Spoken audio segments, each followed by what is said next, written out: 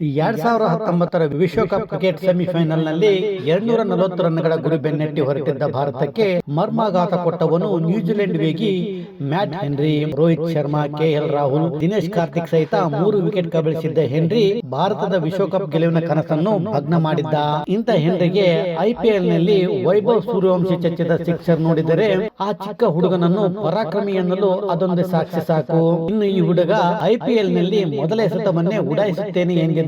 ಇದನ್ನು ಕೇಳಿ ದ್ರಾವಿಡ್ ದಂಗಾಗಿ ಬಿಟ್ಟಿದ್ದರು. ಅದರಂತೆ ಹೇಳಿದ್ದನ್ನು ಮಾಡಿಯೇ ತೋರಿಸಿಬಿಟ್ಟ.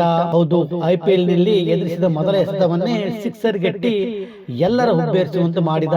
ಹಾಗಾದ್ರೆ 15 ವರ್ಷ ತುಂಬುವ ಮೊದಲೇ ಅವನು ಬಾರಿಸಿದ ಶತಕಗಳನ್ನೊಮ್ಮೆ ನೋಡೋಣ ಬನ್ನಿ. ಕಳೆದ ವರ್ಷ ಐಪಿಎಲ್ ನಲ್ಲಿ ಗುಜರಾತ್ ಟೈಟನ್ಸ್ ವಿರುದ್ಧ 38 ಎಸೆತಗಳಲ್ಲಿ 101 ರನ್ ಅನ್ನು ಸೂರ್ಯವಂಶಿ ಚಚ್ಚಿದ್ದರು. ಅದರಂತೆ ಅಂಡರ್-19 ವಿಶ್ವಕಪ್ ಸೆಮಿಫೈನಲ್ ನಲ್ಲಿ ಇಂಗ್ಲೆಂಡ್ ವಿರುದ್ಧ 80 ಎಸೆತಗಳಲ್ಲಿ 175 ರನ್, ಯೂತ್ ಟೆಸ್ಟ್ ನಲ್ಲಿ ಆಸ್ಟ್ರೇಲಿಯಾ ವಿರುದ್ಧ 62 ಎಸೆತಗಳಲ್ಲಿ 104 run, Asia cup rising star T20ಯಲ್ಲಿ 42 ಎಸೆತಗಳಲ್ಲಿ 144 run, under nineteen Asia cup UAE ವಿರುದ್ಧ 95 ಎಸೆತಗಳಲ್ಲಿ 171 run, Syed Mushtaq Ali T20 cricket ನಲ್ಲಿ ಮಹಾರಾಷ್ಟ್ರ ವಿರುದ್ಧ 61 ಎಸೆತಗಳಲ್ಲಿ 108 ರನ್, ವಿಜಯ್ ಹಜಾರ ಟ್ರೋಫಿ ಅರುಣಾಚಲ ಪ್ರದೇಶದ ವಿರುದ್ಧ 84 ಎಸೆತಗಳಲ್ಲಿ 190 ರನ್ ಗಳಿಸಿದ್ದಾರೆ. ಈ ಹುಡುಗ ಸಣ್ಣವನು ನಿಜ, ಆದರೆ ಅವನ ಎದೆಯೊಳಗಿನ ಧೈರ್ಯ ದೊಡ್ಡದು. ಸಚಿನ್ ತೆಂಡೂಲ್ಕರ್ ಅವರನ್ನು 16ನೇ ವಯಸ್ಸಿಗೆ ಭಾರತದ ತಂಡದಲ್ಲಿ ಆಡಿಸದೇ ಇದ್ದಿದ್ದರೆ ಇವತ್ತು ಅವರು ಬ್ಯಾಟಿಂಗ್ ದಂತಕಥೆಯಾಗುತ್ತಿರಲಿಲ್ಲ.